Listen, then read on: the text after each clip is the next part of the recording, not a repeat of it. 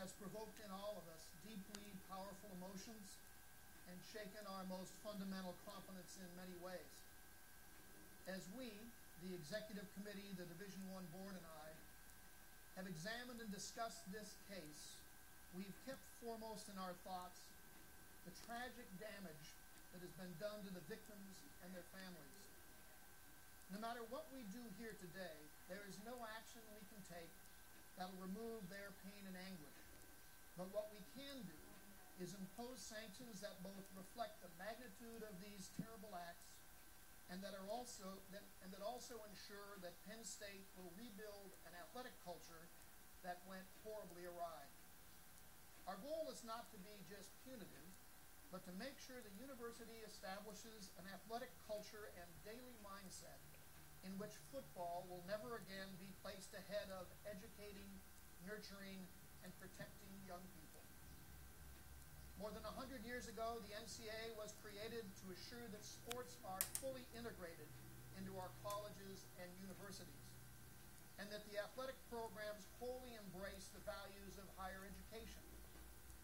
Our Constitution and bylaws make it perfectly clear that the association exists not simply to promote fair play on the field, but to insist that athletic programs provide positive moral models for our students, enhance the integrity of higher education, and promote the values of civility, honesty, and responsibility.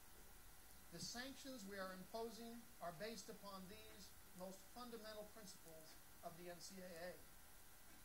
With these intentions in mind, the Executive Committee, the Division I Board, and I have agreed upon the following sanctions.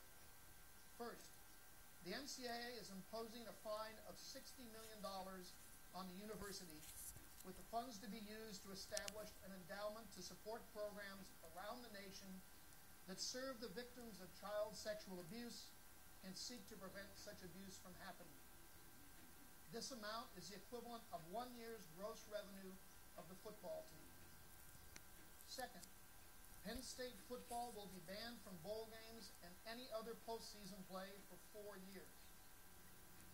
Third, Penn State's football team will have its initial scholarships reduced from 25 to 15 per year for a period of 4 years.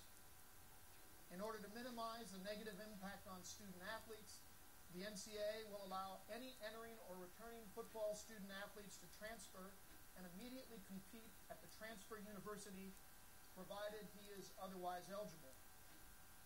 Further, any football student athlete who wants to remain at Penn State may retain his athletic grant and aid as long as he meets and maintains appropriate academic requirements, regardless of whether he competes on the football team. Fourth, the NCAA vacates all wins of the Penn State football team from 1998 to 2011, and the records will reflect these changes. Fifth, the university athletic program will serve a 5-year probationary period during which it must work with an academic integrity monitor of the association's choosing. And finally, the NCAA is reserving the right to initiate a formal investigation and disciplinary processes to impose sanctions as needed on individuals involved in this case after the conclusion of any criminal proceedings. Beyond these sanctions, the NCAA is imposing other corrective actions to ensure that the intended cultural changes actually occur. The NCAA is requiring the university to adopt the formal reforms delineated in Chapter 10 of the Free Report, particularly Section 5.0. Additionally, the association is requiring Penn State to enter into an athletic integrity agreement with the NCAA and the Big Ten Conference.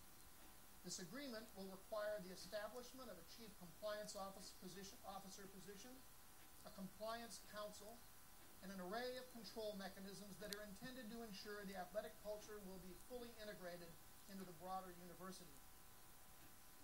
And finally, the NCAA will select an independent athletics integrity monitor who will, for a 5-year period, report quarterly to the NCAA, the university's Board of Trustees, and the Big Ten Conference.